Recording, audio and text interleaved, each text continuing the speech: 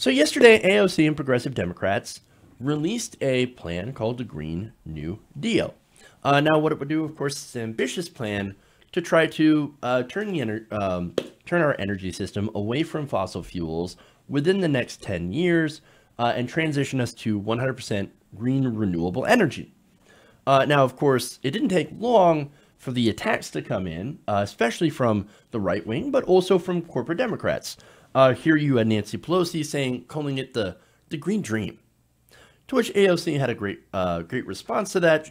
She said, well, yeah, it is a green dream, and every new piece of legislation, every bold idea starts with a dream. So I love AOC. Anyway, so now Fox News had a segment, and they had on Mark Morano. Now, Mark Morano, of course, is a climate denier. He runs a thing called climatedepot.com, and he had this to say about the Green New Deal. Let's take a look. You told our producers this deal is a big bowl of crazy. Why do you say that? Yes, this is essentially the environmental left and the left wish list of the last 40 years, all thrown into one package, and they don't want to debate it on the merits of the economics. We're told we need to do all of this, from banning meat to airline getting rid of the internal combustion engine, all to save us from a climate emergency, and yet we're not told how to expect better weather if we actually pass this thing. It would have no impact on the climate, even if you believe Al Gore and the United Nations and all the silliness that sometimes they claim. This plan is plagiarism, pure and simple. They borrowed it from the 1960s and 70s. In my book, I detail how different environmental scares, overpopulation, resource scarcity, even global cooling, had the same solutions: wealth redistribution, central planning, sovereignty limiting, and just a massive government intervention. All right, so there's a little bit to unpack here, the insanity.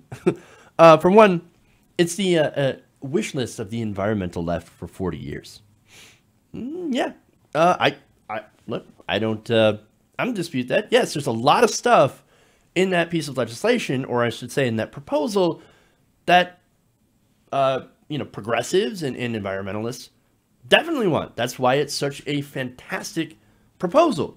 That's why it's great. Oh, but they don't want to debate it on the merits of economics. What do you mean? The Green New Deal would create tens of millions of jobs. And yes, there is initial investment, but I think that investment is worth it, especially considering the alternatives. Climate change costs a lot of money. But nonetheless, did they want to ban meat to getting rid of airlines? Actually, wouldn't get rid of airlines, but high-speed rail would actually be more efficient and maybe even faster. I mean, talk to people who constantly have to fly back and forth and say, if there is a train, high-speed rail, that would actually do it faster, more efficiently, and for cheaper, why would you ever want to take an airplane? That would be the question. But not only that, but they said getting rid of the internal combustion engine. Yeah, and replacing it with, again, electric vehicles, which are efficient. And not only that, but they've got some really good get up and go. You ever actually drove something electric? It's actually really fun to drive. Nonetheless, that's the kind of scare arguments that they're using. But let's go to where it's funny, right? So he said, we're not told how to expect better weather if we're to pass this thing. Wait, what? We're not told to expect better weather? Weather is not the same as climate. Okay. So that's the thing that they always do. Climate is not weather. Weather is not climate. Climate is over a longer period of time.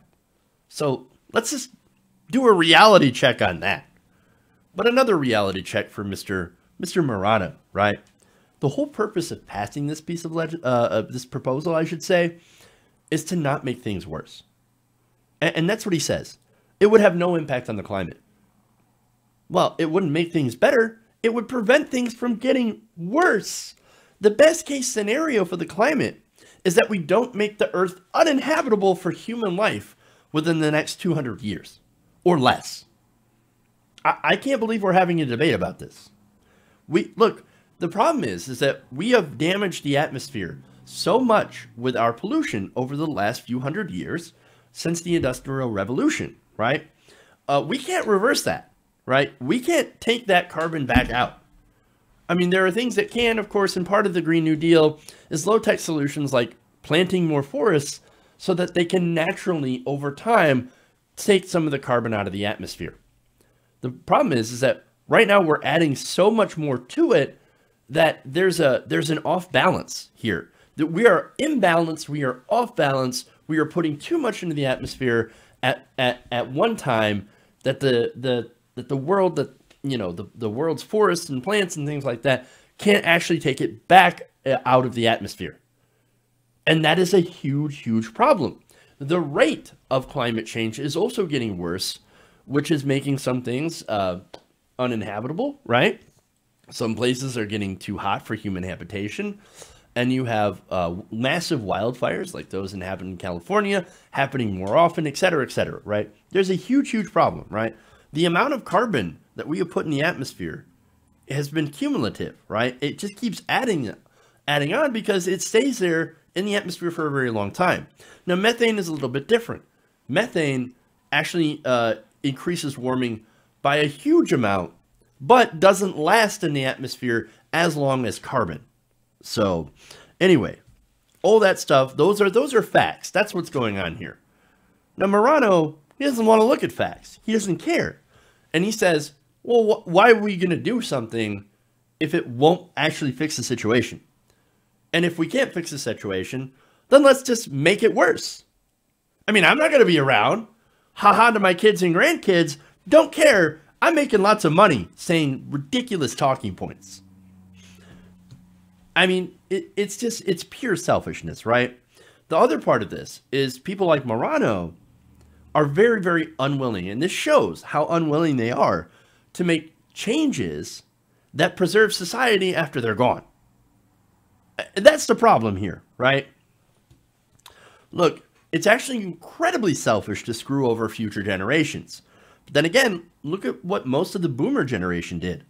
Sorry, I know I've got boomers that watch the show. I know boomers that are fantastic, great progressives. This is not, this is not directed at you, okay? If you're a good progressive and you've been fighting this fight for longer than I'm alive, then I am not talking about you, right?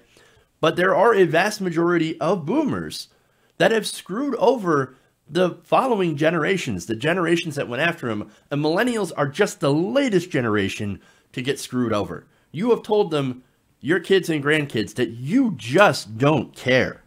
You want to talk about the me generation, right? That was constant articles about how selfish millennials are. Ain't millennials that are selfish.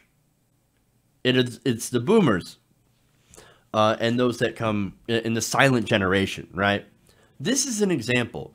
Programs like the Green New Deal represent, and this is millennial politics at its finest, right? They represent a communal effort to combat climate change. The companies and corporations and the rich, they're not going to do it on their own. No, we have to make them. Governments are the only powers right now that can do what is required on a massive scale to solve this problem. So, and look, you want to know what's a ball of crazy? Screwing over the future of humanity in order to make an extra dollar. Money doesn't mean anything. It's a man-made creation. Whereas the earth, whereas oxygen is kind of essential for life. What we have now is a situation where short-term greed is, look, you have short-term greed, you have people that's all that interests them is short-term profits, right? We have people that are putting that over the rest of the world. They're saying we'd rather have our profit and we would exchange setting the earth on fire to get it. You know what that is? That is a ball of crazy. We have 12 years, according to science, to clean up our act. And this is the first major bold policy proposal that we have that will actually attempt to address it. And idiots like Morano, there's another clip later on where they talked about this. Brian Kilmeade said, oh, this looks like it was put together by a 10th grader.